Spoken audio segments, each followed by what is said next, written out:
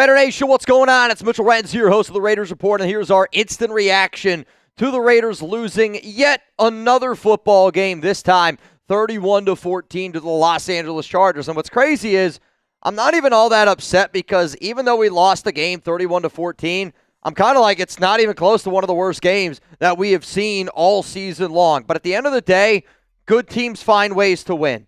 Bad teams find ways to lose. Good teams make adjustments in the second half. Bad teams don't. And this game was tied 7-7 going in a half. And, I did think that the Greg Olsen offense looked a little bit more interesting. But at the end of the day, we are such a bad football team from top to bottom. And, this organization cares more about, again, Pete's guys being Pete's guys than us going out there and actually trying to go out and win football games. We are not only losing games. I want to give credit here to Ryan Holmes. I saw this stat. Pete Carroll has now lost 10 games so far this season. 7 of those games have been by 10-plus points. 5 games by 17-plus points.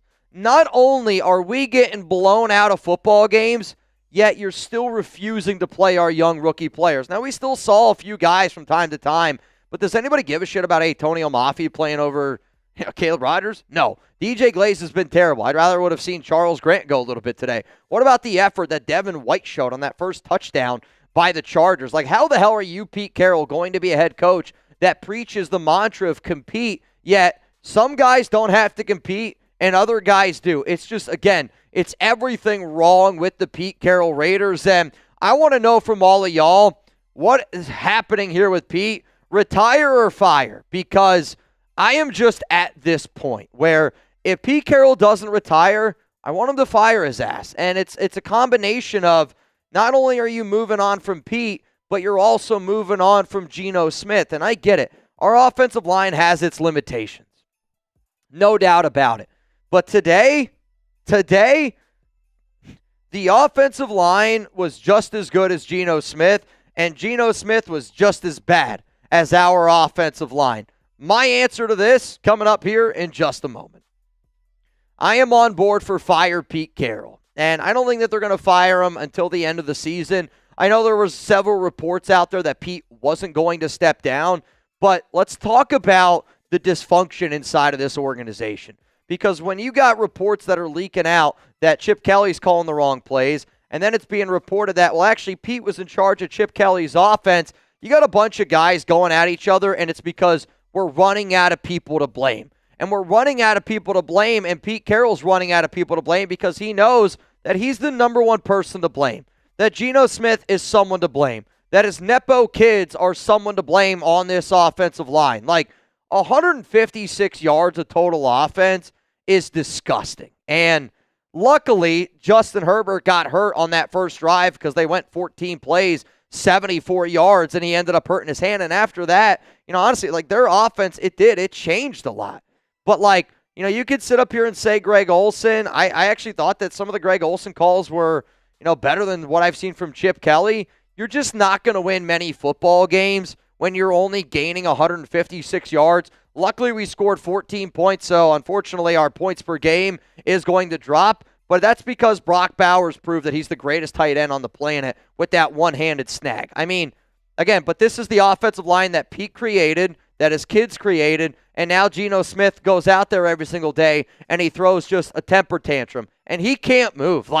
Geno Smith is so immobile. I'm actually curious to see if that's actually Aiden O'Connell back there. And don't even get me started on the Raiders making Aiden O'Connell inactive. The only reason why the Raiders are making Aiden O'Connell inactive is because Pete Carroll and Geno Smith are too much of baby back you-know-whats to be able to sit there and listen to the fans say, hey, I want Aiden. But when you make Aiden O'Connell the emergency quarterback, again, it proves to me what I already know, and it proves the Raider Nation what we already know.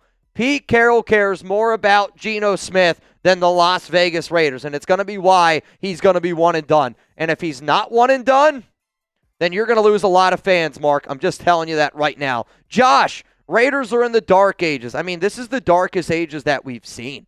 And we're in the darkest ages because I think this is the worst Raiders team in the history of the Raiders. There's been a lot of really bad football teams. And I honestly think that this Raiders team is in conversation to be one of the worst ever because they are bad on offense. they were decent today on defense. I know they gave up 31, but it's because you have no depth. It's just, you're just so bad in so many different ways that the games aren't fun to watch. The tape isn't fun to watch because you can't learn anything from it. All I learn is that Pete Carroll sucks every single week. What up, Joshua? For the love of God, fire Pete. I want the Raiders to keep Pete until the end of the season, and I want them to keep him only because, again, like, I do want us to have a higher draft pick. I don't want to be team tank, and luckily we're not going to have to tank because we're not going to win another game for the rest of the season because we're just so clearly the worst football team in the NFL right now, and I don't think that that can be stated enough. What up, Jordan Lumpkin? Usually teams take a knee out of respect with 2 minutes left. As you see, we don't get respect here. I'm more upset because Raiders fans didn't want Geno, and nobody listens to us.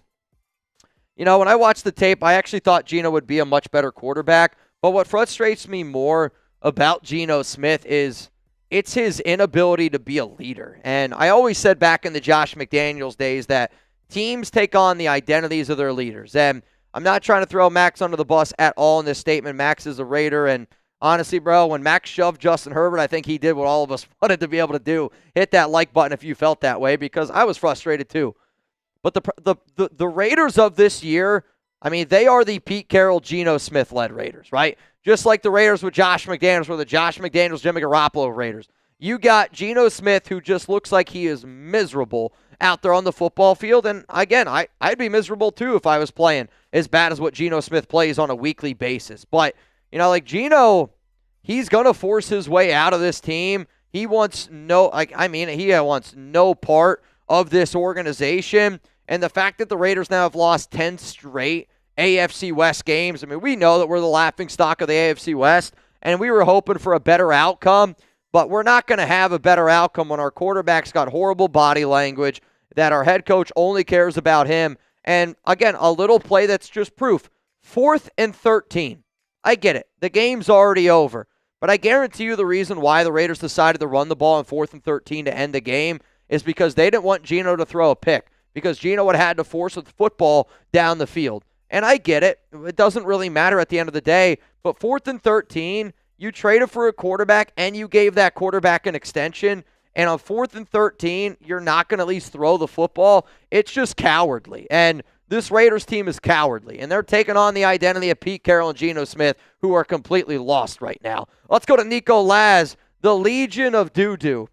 I'll tell you this, I would love to be a part of the Legion of Doo-Doo.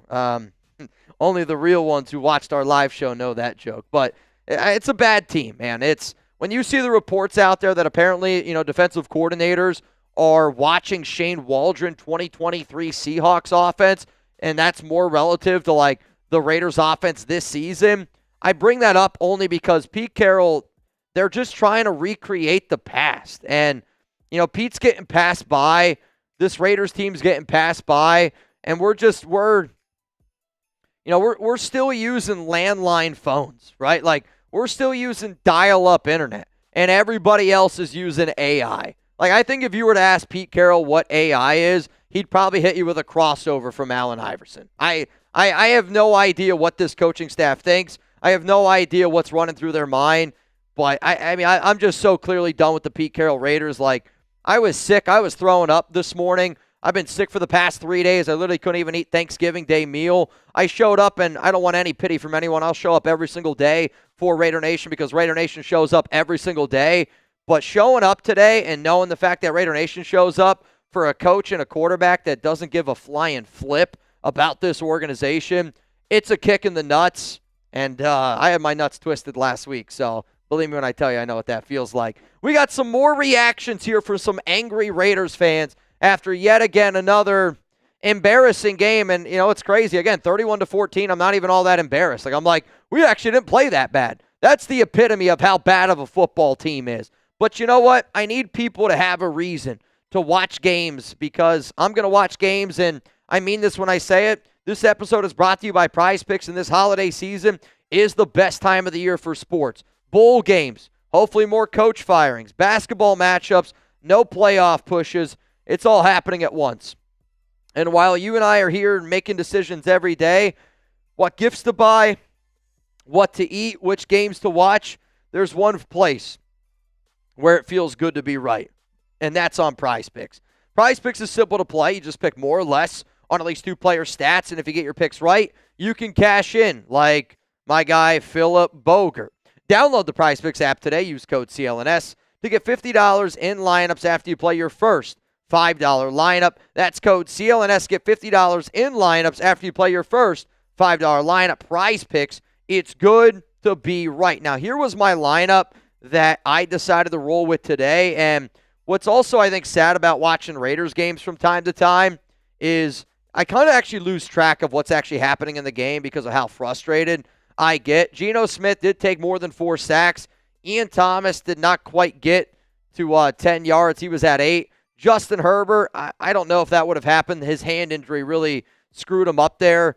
Keenan Allen, only 30 receiving yards. Tyler Lockett, everything was wrong. So I got the Geno Smith sacks, and maybe I'll just keep on rocking with that. Now, this was a $5 lineup, and it wasn't going to make a lot. I'm just showing you up on screen so that way you can see the difference between a flex play and a power play. But I'm going to be a hopeful Raiders fan, and I want something to root for on Raiders game days, and it's nearly impossible to root for this team because I don't know what's more difficult to be able to stomach, the fact that I haven't used the restroom since Monday, or the fact that the Pete Carroll Raiders and Geno Smith are just going to make more and more excuses. And they're running out of places to put those excuses, and I can't wait to see what excuses they decide to use next. Let's go to Carlos Guzman. Worst 107.4 quarterback rating performance ever.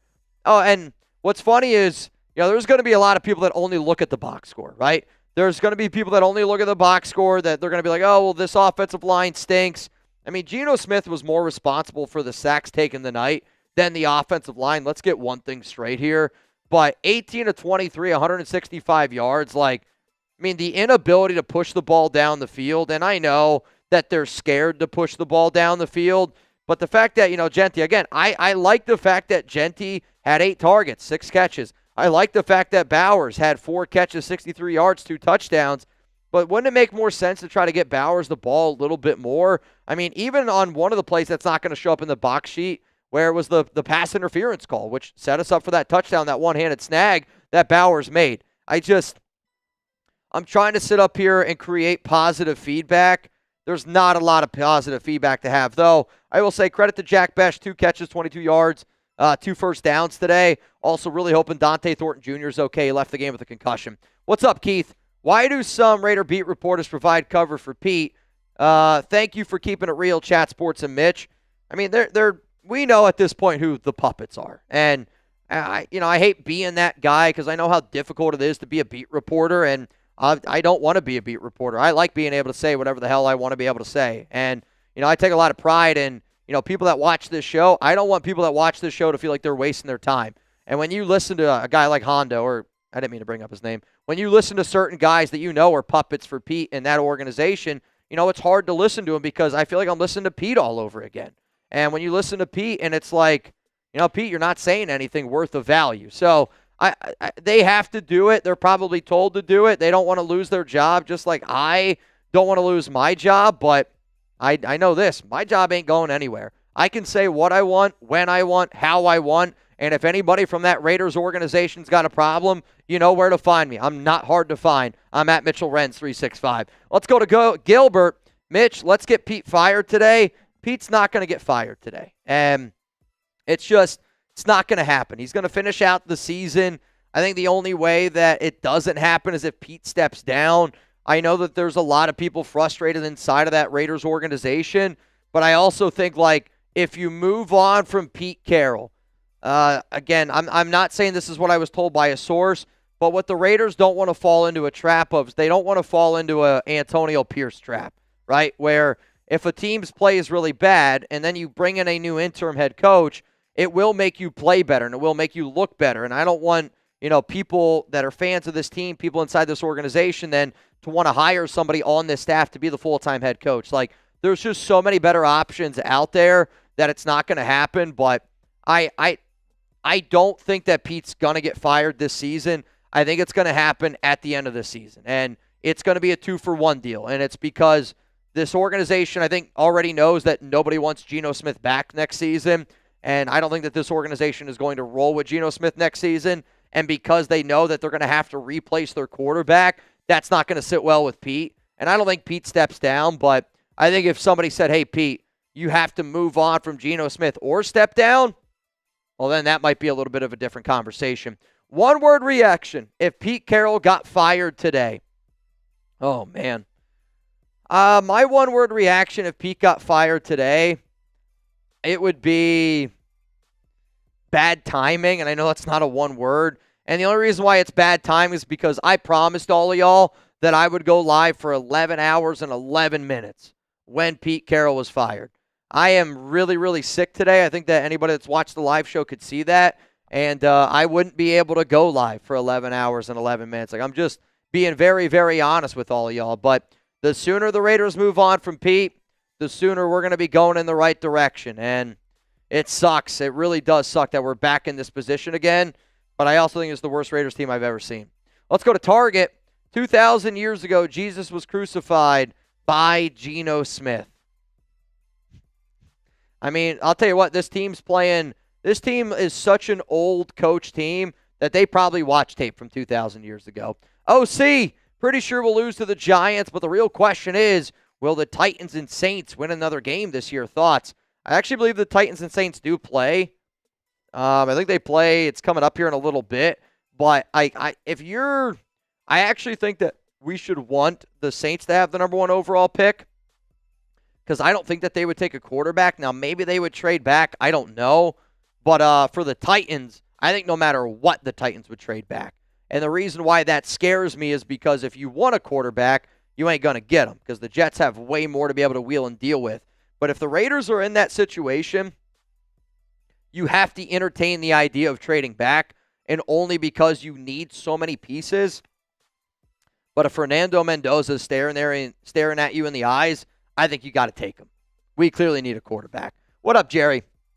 Hear me out. Raiders are known for firsts. What if we had the first AI head coach? Just have a computer run the team, call the plays live on the sideline. It's got to be better than this. I think the hardest part about having an AI coach would be, one, players wouldn't respect it. It would probably be a lot cheaper for Mark. And what's crazy is I actually think an AI coach would do better than Pete Carroll at this point. So, I mean, you told me I can get a free coach that listens to what the fans want, that's a better football team. And I think the reason why Raider fans are just so frustrated at this damn point is because it's every year, man. Fans prove every single year that we're just light years ahead of this coaching staff. And I don't know when it's going to change. I don't know if it's going to change. But it's time for John Spytek in that front office, I think, to step up here a little bit. What up, Gabriel? This team is an effing joke. That's an insult to jokes. I love jokes. I love a good stand-up comedy. And unfortunately, I had to sit down today because I couldn't stand up anymore, and I couldn't stand to watch this team. This Raiders team sucks. Pete Carroll is a joke of a head coach, and Geno Smith is an absolute travesty as a quarterback and as a leader. But the Las Vegas Raiders of 2025, they're taking on the identity of Pete Carroll and Geno Smith. A team that's completely lost, and a team that's got zero confidence, and a team that just doesn't play like a football team. I know that there's several players that are starting to get sick and tired of the Pete Carroll Raiders, and I know that there are I think right now if you asked 100 fans if they want Geno Smith back next season, I think 99 out of 100 fans would say no. And that's where we're at. Geno, please go somewhere else. Pete, please retire. You're killing us, man. You're absolutely killing us. I'm done.